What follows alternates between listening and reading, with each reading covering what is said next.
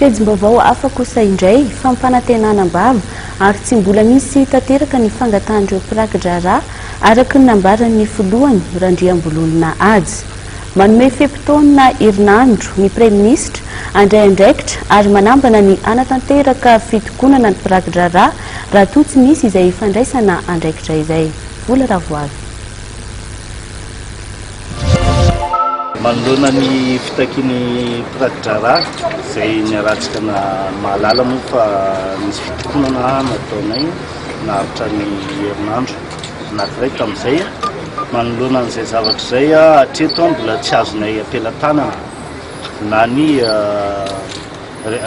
fitakiana resaka ara-bola na tsy resaka ara-bola fa fandaharana ny asanay sy fanatrehanay ny enquête izay ataon'ny mpitsara sy ny fitazomanay ny registre rehetrarehetra amin'ny tribunal dia mbola mandringa izy hatramin'izao. Efa nifanaiky izay telo tota raha nanangana ny commission ary niteny mihitsy terikabin'ny ministra tamin'izay fa hanome circulaire momba ny raharaha rehetra mahakasika ny mpiraki-draharaha. Ankehitriny anefa miandry izahay mbola tsy mivoaka izany zavatra izany hatramin'izao. Ary ny fanamboarana ny texte izay mahakasika ny versementanay sy ny fampiakarana ny émolumentanay hatreto dia mbola mijanona ny amin'ny primature io zavatra io.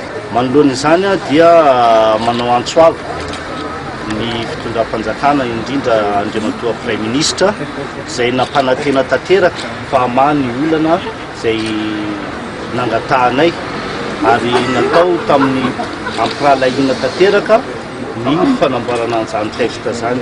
Manery azy izahay hamaha ny olana satria efa izay ny teny taminay.